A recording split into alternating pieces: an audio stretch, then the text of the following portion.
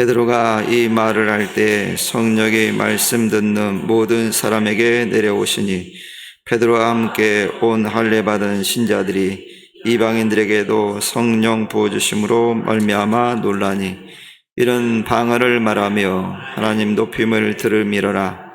이에 베드로가 이르되 이 사람들이 우리와 같이 성령을 받았으니 누가 너에게 물로 세례 베품을 금하리야 하고 명하여 예수 그리스도의 이름으로 세례를 베풀라 하니라. 그들이 베드로에게 며칠 더 머물기를 청하니라. 아멘.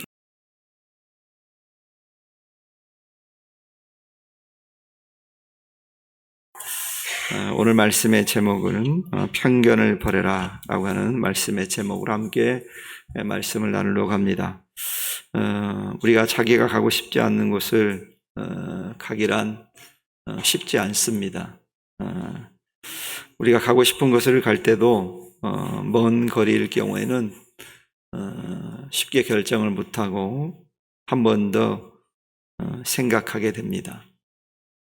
이 베드로는 사실 자기 생각대로 한다면 고넬료의 집에 가고 싶지 않았을 겁니다.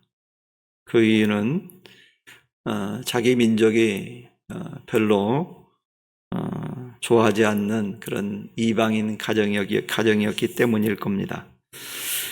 그런데 주님께서 성령을 통해서 아주 강력하게 베드로에게 고넬료의 집으로 가라고 명하셨습니다.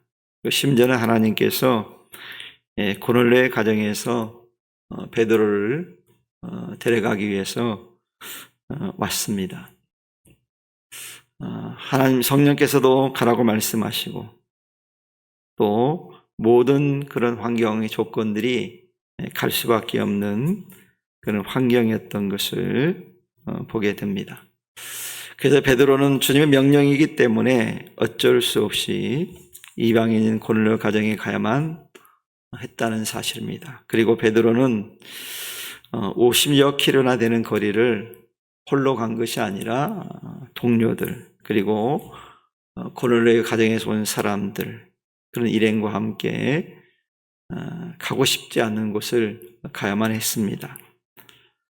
만약 베드로가 주님의 명령에 순종하지 않았다고 한다면 그 먼 거리를 가기란 쉽지 않았을 겁니다. 아마 성령의 강권적인 역사가 아니었다고 한다면 가지 않고 포기했을 겁니다. 가고 싶은 곳도 아니고 별로 좋아하는 그런 자기가 좋아하는 것도 아니기 때문에 포기했을 겁니다. 또한 그가 성령의 음성에 민감하지 않았다고 한다면 정말 가기 힘든 길이었을 겁니다. 그래서 베드로는 자신의 이성으로 전혀 이해할 수는 없었지만 주님께서 말씀하시고 인도하셨기 때문에 그 뜻에 순종해서 힘든 길을 갔다는 사실입니다. 이 고넬료의 가정을 방문한 베드로는 고넬료를 통해서 아주 극진한 영접을 받습니다. 우리가 국빈이라고 얘기합니다. 그래서 그 국빈들이 방문하게 되어지면 극진한 대접을 하잖아요. 최고의 대접을 합니다. 아마 고넬료가 베드로를 그렇게 영접하지 않았을까라는 생각을 해봅니다. 아마 극진한 대접을 받으면서 베드로가 영접을 받았을 겁니다. 그뿐만 아니라 고넬료는 베드로를 초청해 놓고 그가 준비를 했습니다. 그래서 자기 친척들도 초청을 하고 또 가까운 친구들도 초청하고 그래서 다 모아놓은 다음에 아마 베드로를 기다렸을 겁니다. 기회라고 생각했기 때문에. 그러면 하나님께서 고넬료 가정에 뭔가 하나님께서 행하실 것이라고 하는 기대감을 가지고 많은 사람들 한번 초청해 놓고 기다렸을 겁니다. 그런 기다리고 있는 그 가정에 베드로가 도착했으니 고넬료가 극진하게 그들을 영접했을 겁니다. 이제 고넬료 가정에 도착한 베드로는 고넬료 집에 모인 고넬료의 친척들과 친구들을 향해서 이렇게 얘기를 합니다. 뭐라고 하냐면 이르되 유대인으로서 이방인을 교제하는 것과 가까이 하는 것이 이 법인 줄을 너희도 알거니와, 이렇게 얘기합니다. 자, 이 얘기는 무슨 얘기냐면 지금 고넬료 가정에 왔는데 베드로가 그러는 거예요. 너희들을 만나는 것 자체가 하나님의 율법에 어긋난다, 그렇게 얘기하는 거예요. 여러분, 그 얘기를 듣는 고넬료 가정에 모인 사람들 입장에서 보면 상당히 언짢은 얘기입니다. 자기들을 만나는 것 자체가 법을 어기는 거라는 거예요. 만약 여러분들에게 누군가 그렇게 얘기한다면 여러분 기분이 어떻겠습니까? 나를 만나는 것이 법적으로 문제가 된다는 거예요. 하자가 있다는 거예요. 여러분 얼마나 기분 나쁘겠습니까? 베드로가 지금 이 고넬료 가정에 모인 사람들을 향해서 그 얘기를 하는 거예요. 내가 당신들 앞에 서 있는 건, 당신을 만나는 것은 율법적으로 볼 때, 우리 유대인의 법으로 볼 때는 법에 맞지 않다, 불법이다라고 얘기하는 거예요. 그러면서 그 이어지는 말씀 뭐라고 얘기합니까? 하나님께 내게 지시하사 아무도 속되다 하거나 깨끗지 않다 하지 말라 하시기로. 자기는 그렇게 생각했는데 하나님께서 자기에게 이렇게 말씀했다는 거예요. 하나님께서 깨끗하게 했다라고 말씀했다는 거예요. 그러면서 하시기를 이제 부름을 사양치 아니하고 왔노라. 즉 하나님께서 깨끗하다고 했기 때문에, 그리고 하나님께 가라고 했기 때문에 그 말씀에 순종하고 왔다, 이렇게 얘기하는 거예요. 그러면서 베드로가 이렇게 합니다. 묻노니 무슨 일로 나를 불렀느냐. 자칫 잘못 우리가 생각해 보면, 잘못 들으면 불쾌하게 들릴 수 있는 언어예요. 나 왜 불렀어? 그런 거거든요. 너희들 만나는 것 자체가 불법인데 내가 어쩔 수 없이 왔는데 너희들 왜 불렀냐? 그 얘기거든요. 기분 나쁠 수 있잖아요, 듣는 사람 입장에서는. 여러분, 이런 베드로의 말을 통해서 베드로는 여전히 이방인들에 대해서 편견을 버리지 못하고 있었다는 걸 알 수 있어요. 대사도임에도 불구하고 분명히 주님께서 그들에게 예루살렘과 온 유대와 사마리아 땅까지 내 증인이 되라고 말씀하셨는데, 온 천하 만민에게 복음을 전하라고 하셨는데 그 말씀을 까맣게 잊어버리고 여전히 편견에 사로잡혀 있었다는 걸 알 수 있습니다. 이걸 보면서 어떤 생각이 드냐면, 한 번 가진 편견을 깨트린다고 하는 것이 얼마나 어려운 일인가 하는 것을 새삼 느껴봅니다. 그러니까 편견을 깨는 건 너무 어려운 일이야. 우리가 믿음을 가지면 바로 무엇인가 바뀌고 달라지는 것처럼 우리가 생각할 수가 있습니다. 근데 그렇지 않거든요. 그게 현실이거든요. 우리가 예수를 믿기로 딱 작정하면 여러분 180도 여러분이 달라집니까? 그렇지 않잖아요. 바로 달라지지 않아요. 믿음을 가지면 달라져야 되는데 달라지지 못한 우리의 악한 모습을 우리는 스스로 우리가 알고 있잖아요. 대사도인 베드로 역시도 끊임없이 주님께서 말씀하셨고 성령을 체험했고 주님께 직접 말씀을 들었음에도 불구하고 여전히 그런 편견을 가지고 있잖아요. 그 인간이 얼마나 연약하고 악한 존재인가 하는 것을 우리는 깨닫게 되어져요. 제가 부사역자 시절에 학생들, 청년들을 수련회에 데리고 가면 아이들이 수련회 가면 소위 말해 은혜를 경험하잖아요. 은혜를 체험하잖아요. 그리고 수련회를 마치면서는 학생들과 청년들한테 주의사항을 줍니다. 너희들이 은혜 받고 가면 틀림없이 집에 가면 믿지 않는 너희 부모들이 이렇게 할 거야. 그러니까 조심해야 돼. 그리고 깨어 있어야 돼. 그리고 너희들이 달라진 모습을 보여줘야 돼. 그렇게 주의사항을 줍니다. 그럼 이 아이들이 집에 도착해서 그 주의사항대로 잘 할까요? 많은 학생들이 그 실패를 경험합니다. 수련회 끝나면 정말 은혜가 충만하잖아요, 아이들이. 근데 그 주에 교회를 안 와요. 은혜가 충만한데. 제가 한 주 안 나오면 제가 잘 안 쳐다보거든요. 근데 그 다음 주에도 교회를 안 와. 뭔가 문제가 생긴 거잖아요. 찾아가 물어봐요. 신방에 물어보면 이 아이들과 청년들이 그렇게 얘기합니다. 갔다 와가지고 오자마자 대판 싸웠다는 거예요.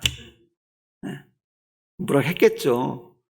근데 얘들이 교회로 올라다가 탁, 핀트가 돈다고 그러나요? 여기부터? 그게 돈 거예요. 왜 돌았냐 그랬더니, 야, 너는 수련회 가가지고 은혜 받았던 놈이, 은혜 받았던 X가 그럴 수 있냐? 이렇게 그러는 거예요. 그 말에 그냥 이 아이들이 확 돈 거예요. 스테판 부모랑 싸운 거예요. 그러니까 부모들이 반응이 어때요? 너 교회 가지 마! 그래가지고 집에 가다 놓은 거예요. 그러니까 2주 동안 교회를 못 온 거예요. 이 아이들이 은혜 받았는데 왜 그래요? 달라져야 되잖아요. 그게 쉬운 일이 아니라는 거예요. 쉽게 바뀌지 않는다는 거예요. 은혜를 받았음에도 우리가 그럴 수 있어요. 우리가 믿음을 가졌지만 하나님을 섬기지만 여전히 아직 내가 성장하지 않고 성숙되지 않았기 때문에 그럴 수 있거든요. 조금씩 변해가는 것이지, 물론 완전히 바뀌는 사람도 있지만 쉽지 않거든요. 그래서 사람들은 믿음을 갖고도 하나님을 섬기면서도 어떤 분들은 여전히 세상이 더 좋고 세상을 그리워하는 경우가 많습니다. 세상 편에 서 있는 경우가 더 많거든요. 여전히. 그래서 세상과 결별하는 것이 아니라 신앙이 성장하면서 세상의 것들을 조금씩 버리면서 성숙해가는 거거든요. 그래서 여러분들이 스스로 생각해 보면 과거의 나와 지금의 나를 비교해 보면 좀 알 거예요. 마이너스로 간 사람, 이 심령은 그런 성도는 더 열심히 해야 되겠죠. 혹시 여러분들이 예전보다 마이너스 신앙생활하고 있으면 플러스를 올려야 돼요. 그는 있기를 축원합니다. 언제까지 마이너스 있을 거예요? 플러스 좀 시켜야죠. 여러분, 소돔성이 멸망할 때, 소돔과 고모라가 멸망했을 때 롯의 아내가 소금 기둥이 된 이야기를 우리 너무 잘 압니다. 수없이 들었기 때문에. 근데도 그 많은 그에 대한 이야기를 들었음에도 불구하고 여전히 롯의 아내처럼 사는 사람들이 있어요. 그게 살아서는 안 되는데. 여러분, 지금 이 롯의 아내가 소돔성을 빠져나올 때가 어떨 때입니까? 막 소돔과 고모라가 불타고 막 있을 때예요. 그러니까 뭐예요? 목숨이 왔다 갔다 하는 순간이에요. 그런데 여러분, 그녀는 그런 목숨이 왔다 갔다 하는 순간에도 뭘 떠올립니까? 과거에 자기가 화려했던 순간들을 그리워해요. 얼마나 화려했겠습니까? 그게 너무 그리운 거예요. 그리고 잊을 수가 없는 거예요. 과거의 영화가. 여러분, 과거에 묻혀 살면 안 됩니다. 이 과거를 그리워해서는 안 돼요. 과거는 이미 지나갔잖아요. 작년인가 우리 그 홈커밍 데이 할 때 이 사진을 딱 전시하니까 우리 남자 집사님, 그 여자 권사님 집사님들이 과거에 이쁘더라고요. 뭐 애기 업고 다니고 애기 손잡고 다닐 때 정말 내가 볼 때는 어디 내놔도 부족함이 없이 미모를 뽐낼 만한 사람이더라고요. 지금 뭐 얘기하지 않겠어요? 스스로 판단해 보세요. 거기에 사로잡히면 어떻게 될까요? 안 되잖아요. 세월이 얼만큼 흘렀는데요. 20대하고 60대하고 70대하고 같아요? 같은 게 이상한 거죠. 그때 갈 수 없잖아요. 또 나름대로의 또 아름다움이 있잖아요. 연륜에 쌓인. 누가 그러더라고요. 과거로 돌아가고 싶냐고 물어보더라고요. 저는 그렇게 대답해요. 나는 지금이 제일 좋다고. 과거로 가기 싫다고. 제가 과거에는 머리숱도 많았지만 지금 많이 빠졌는데도 과거로 가기 싫어요. 그래서 과거를 그리하면 안 돼요.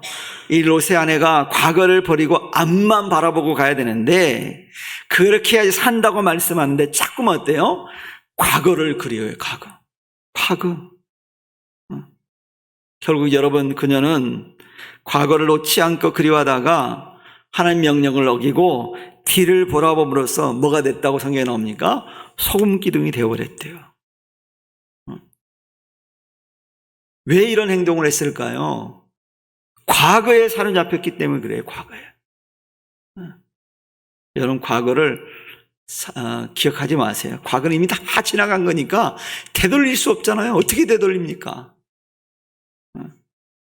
잊어버리고 앞으로 가야 되거든요. 우리 성도님들은 과거에 사로잡히지 말고 앞을 볼 수 있는 성도가 되기를 축원합니다.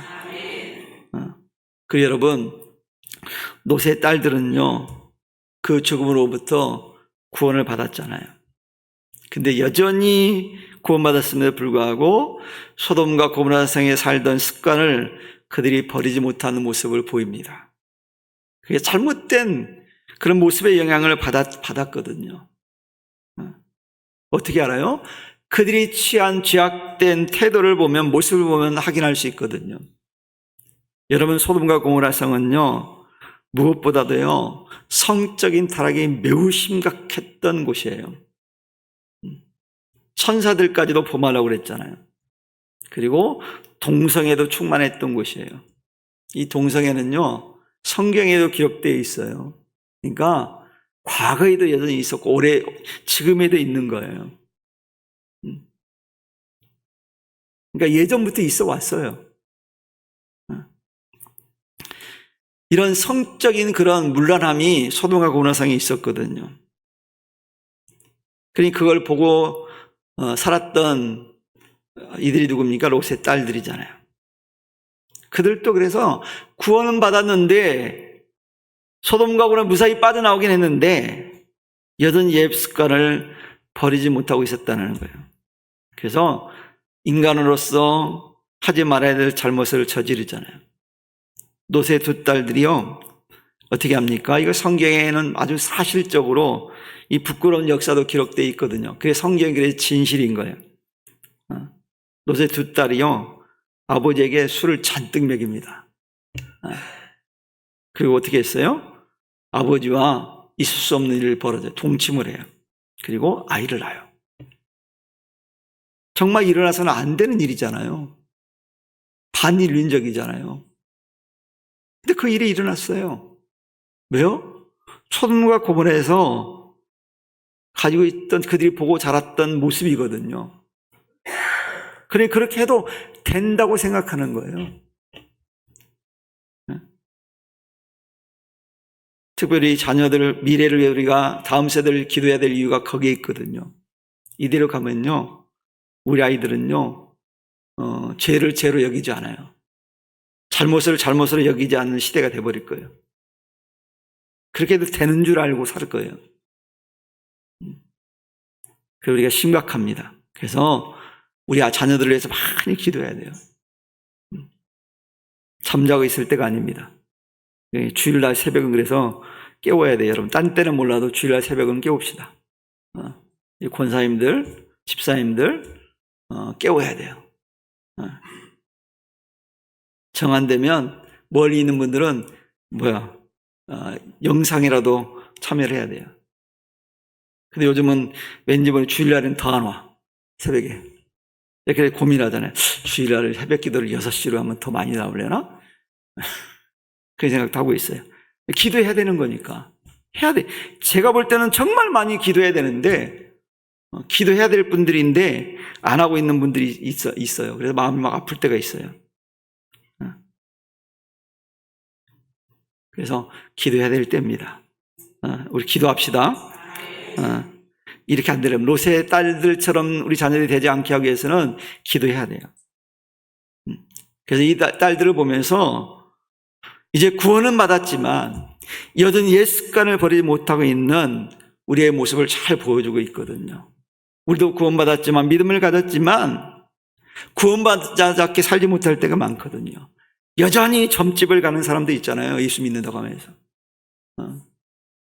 그러면 안 되잖아요. 여전히 죄악된 자리에 있는 사람들이 있거든요.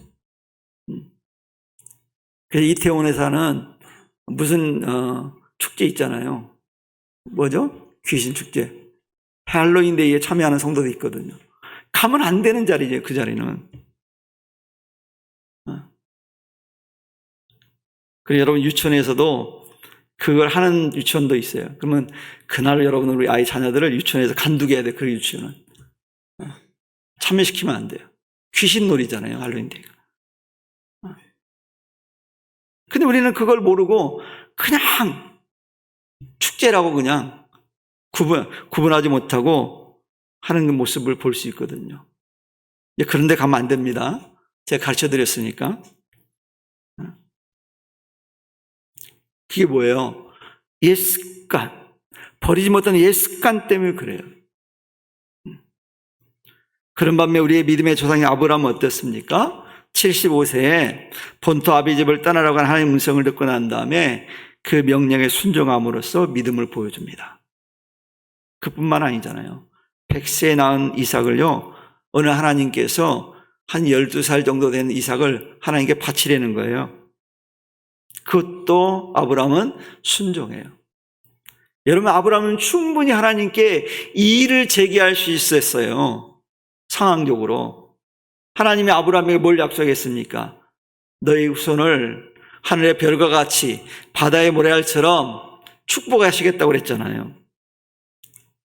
그러니 따지만 하잖아요. 하나님, 그 약속하셨잖아요. 근데 왜 달라고 하십니까? 따질 수도 있어요. 그리고 하나님은 인신제사를 받으시는 분이 아니거든요. 그러면 하나님께 그 또 따질 수 있는 충분한 여건이 있어, 조건이 돼요. 그런데 아브라함은 따지지 않고 이삭을 데리고 모리아 땅으로 가요. 산으로 가요. 순종합니다. 왜요? 하나님이 원하시는 일이니까. 자기에게 지금 하나님께서 원하시는 거라고 했기 때문에 그 믿음을 가지고 가는 거예요. 하나님 뭔가 이유가 있겠지.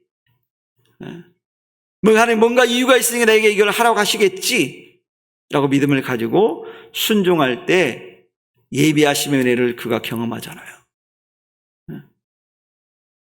만약에 믿음을 갖지 않고 순종하지 않았다면 그걸 체험할 수 없었을 거예요. 이삭이 가다가 난처한 질문하잖아요. 아버지, 재물은 어디 있어요? 아브라함이 기가 막히게 대답합니다. 하나님께서 재물을 예비하셨어. 정말 예비하셨잖아요. 이게 믿음이잖아요. 그래서 이런 순종을 통해서 아브라함은 믿음을 보여줬거든요. 여러분, 이스라엘 백성들이요, 애굽의 종살이로부터 구원을 받았습니다. 얼마나 감격스러운 일입니까? 그러면 늘 감사하며 살아야죠. 근데 어떻습니까? 자기들에게 조금만 불편한 일이 생기면 하나님께 원망하고 불평하고 애굽에 살 때가 좋았어 막 그러는 거, 동경하는 거예요. 마치 내가 믿음 생활하지 않을 때가 훨씬 좋았어. 예배 안 나온 목사님 뭐라 하고, 아유, 그때는 안 나가도 누가 뭐라 안 그랬는데, 불편해. 그래서 우리 교회는 안 그런데, 우리 성도들이, 믿는 사람들이 가끔 그런 분들이 있대요. 교회 안 나와서 목회 자리에 전화하면 전화를 안 받는데, 전화번호 확인하고 탁 입력해가지고. 누가 어떤 분이 그러더라고요. 자기가 어떤 사람이 뵈기 싫어가지고, 전화번호를 지웠대. 그래서 우리가 그랬어요. 야, 그 안 받으려면 지우면 모르니까 받으니까 지우면 안 돼. 우리 가르쳐줬어요. 그렇잖아요. 알아야지 안 받죠. 모르면 받잖아요. 근데 대부분 사람들이 불리하면 전화 안 받거든요.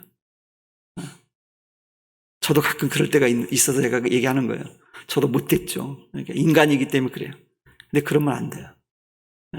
불리할수록 전화는 받읍시다. 전화 받자고 우리 일부러 안 받는 일이 안 생기길 바랍니다.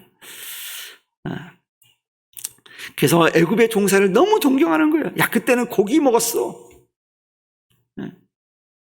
참 얼마나 어리석습니까? 이제 자유인이 됐는데, 이처럼 인간은 자신이 가지고 있는 생각이나 삶의 모습, 행동을 바꾼다고 하는 것이 쉽지 않은 일이에요. 정말 감사할 일인데도 잘 못 바꾸잖아요. 오늘 본문에 등장하는 사도 베드로 역시 사도였지만, 환상을 체험했지만 자신이 가진 편견을 버리는 것은 결코 쉬운 일이 아니었어요.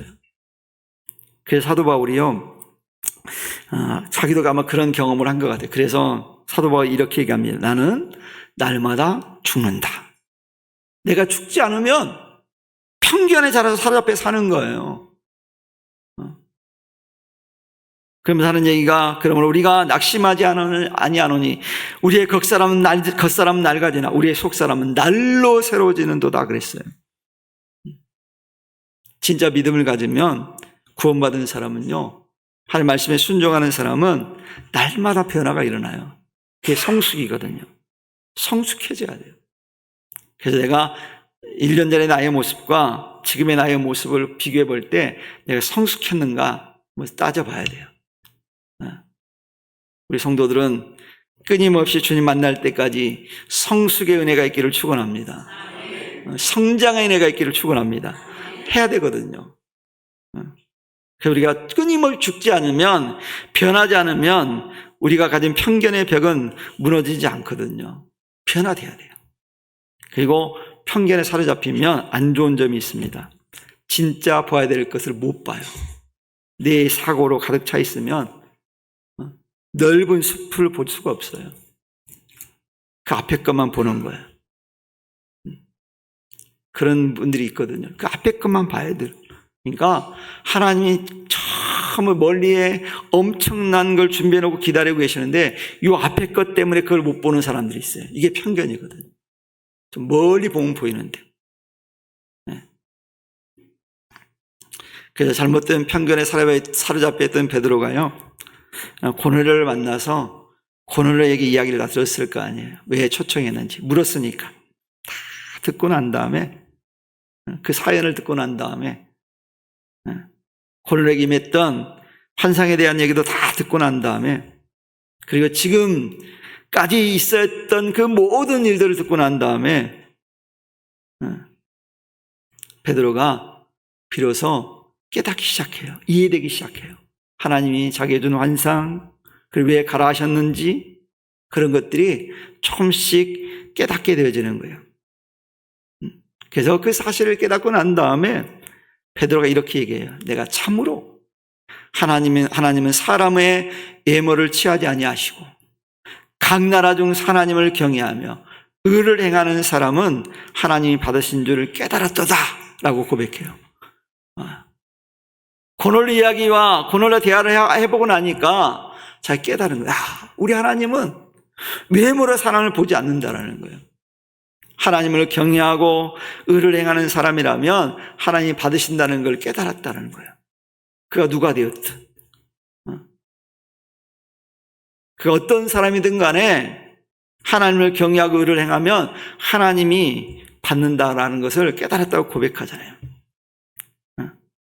그리고 자신이 전해준 그 말씀을 듣고 고넬료의 가정에 모였던 사람들이 성령을 체험했거든요. 그걸 나타난 성령의 역사를 보면서 베드로가 이렇게 갑니다. 이 사람들이 우리와 같이 성령을 받았으니 누가 능히 물로 세례줌을 그 말이요 라고 고백하고 있어요. 과거에 베드로는 어떤 사람이었습니까? 이방인은 구원받을 수 없는 사람, 그들에게 세례를 베풀어서도 안 되는 사람 정도로 생각했던 사람이에요. 이런 편견을 가지고 있던 사람이 바뀌기 시작한 거예요. 그래서 지금까지 자기가 가지고 있던 편견이 깨지기 시작했고 이방인들에 관해 가졌던 잘못된 생각을 그가 바꾸었다는 거예요. 그리고 바뀌었다는 걸 고백하잖아요, 스스로. 그리고 이 사건 이후에 초대교회에 늘 말썽이 되었던 문제가 있거든요. 이방인의 구원 문제. 그 문제가 계속 문제가 됐던 적이 있어요. 그럴 때마다 문제의 본질을 알려주고 방향을 제시해주는 확고한 논리와 지침이 이 사건이 표준이 됐거든요. 할례 문제가 언급되었어도 이 사건이 표준이 됐어요. 할례를 받지 않은 사람도 성령을 경험했다는 사실을 베드로가 얘기하거든요. 그래서 초대교회 그런 문제들이 많았을 때 이 사건이 지침이 됐다는 거예요. 이게 얼마나 중요한 일이 일어난 겁니까? 그리고 우리는 이것을 통해서 사람들이 가지고 있는 편견의 장벽이 무너진다고 하는 것은 우리의 힘으로 되는 것이 아니라 하나님께서 역사하게 될 때 가능하다는 걸 이 사건을 통해 우리는 깨닫게 됩니다. 그래서 하나님이 하시기로 작정하시면 어떤 장벽이라 할지라도 무너질 수밖에 없다는 사실이에요. 그게 누구를 의지해야 되겠습니까? 하나님 의지해야 되죠. 하나님 앞에 구해야죠. 왜? 우리 하나님은 불가능을 가능한 것으로 바꾸시는 분이기 때문에 그래요. 여러분, 내가 생각할 때 불가능하다고 생각되십니까? 하나님께 맡기시기를 축원합니다. 그럼 능력이 하나님께도 바꿔주실 거예요. 베드로가 분명히 말씀하잖아요. 환상의 의미를 깨닫고 난 다음에 하나님은 사람을 예물로 취하지 않는다. 이걸 깨달았잖아요. 하나님을 경외하고 의를 행하는 사람은 하나님께서 받으신다는 걸 깨달았다고 스스로 고백하고 있잖아요. 바뀌었어요, 편견이 완전히. 이 말을 하면서 입을 열어 그곳에 모인 사람들에게 증언하거든요. 예수님이 어떤 분인지, 그리고 그의 죽으심과 부활, 심판에 대한 확신에 찬 설교를 하거든요. 만유의 주 되신 예수 그리스도라는 그 말로 말씀을 시작해서 저에 대해 모든 선지자도 증언하되 저를 믿는 사람들이 다 그 이름을 힘입어 죄 사함을 받았다라고 선포하는 말씀으로 말씀을 그가 맺거든요. 우리 이런 베드로의 모습을 통해서 그가 자신에게만 환상의 의미를 깨닫고 난 다음에 이방인의 구원에 대해서 확신을 가졌다는 걸 알 수 있어요. 전에는 이방인은 상종하지 못할 사람, 구원받지 못할 사람, 만나서는 안 될 사람이라고 여겼는데 그게 완전히 깨졌거든요. 여러분, 이런 베드로의 설교가 선포됐을 때 그것에 말씀을 듣기에 모인 사람들이 성령을 체험했어요. 여러분, 베드로가 안수한 것도 아닙니다. 그들이 세례를 받은 것도 아닙니다. 근데 그들이 말씀을 듣다가 방언도 하고 하나님을 높이는 찬양을 동반한 성령 부어주심을 그들이 체험하게 된 거예요. 하나님이 하신 일이잖아요. 베드로는 처음엔 안 믿었다니까요. 그래서 베드로는 그 모습을 보면서 하나님께서 성령께 역사하시는 현장을 보면서 그가 깨달은 거예요. 하나님께서 이방인들에게도 구원을 베푸시는구나. 여러분, 이런 하나님의 역사를 보면서 하나님 때때로 믿음이 약한 자들에게 성령의 강권적인 역사를 통해서 깨닫게 하신다는 사실을 이 베드로의 모습을 통해서 우리가 깨닫게 됩니다. 그리고 이 현장에 또 누가 있었냐면 베드로처럼 편견을 가지고 있었던 유대인 신자들도 있었거든요. 그들도 그 성령의 역사하는 현장을 보면서 자신들이 지금까지 주장해왔던 구원을 받으려면 할례를 받아야 한다는 생각을 바꿨어요. 지금까지는 할례를 받아야만이 구원을 받는다고 그들이 믿었거든요. 그런데 고난의 과정에 성령이 임하는 모습을 보면서 할례를 받지 않고도 이방인들처럼 구원을 경험하고 체험할 수 있다는 사실을 그들이 깨달은 거예요. 놀랍잖아요. 그래서 자신들이 지금까지 가졌던 생각이 얼마나 잘못되었는지, 자신들의 편견이 얼마나 악한 길을 가는 길인가라는 것을 그들이 깨달은 거예요. 그래서 지금까지 가졌던 그 잘못된 생각들을 다 바꾼 거예요. 그래서 자신이 가졌던 고정관념, 이 편견의 벽이 완전히 무너졌어요. 근데 그들이 그런 편견을 가질 때는 정말 보아야 될 걸 못 봤거든요. 근데 그게 무너지고 나니까 보이는 거예요. 그래서 베드로가 그 성령의 임함을 보고 이렇게 얘기합니다. 이 사람들이 우리와 같이 성령을 받았으니. 누구처럼요? 우리처럼 우리가 경험한 성령을 그들도 받았으니 누가 능히 물로 세례줌을 그 말이요 그랬거든요. 그리고 그렇게 말한 다음에 예수 그리스도의 이름으로 세례를 주라고 명해요. 여러분, 본문에는 기록되어 있지 않지만 아마도 같이 갔던 할례받은 유대인 신자들이 이런 이 이방인 형제들에게 세례를 베풀었을 겁니다.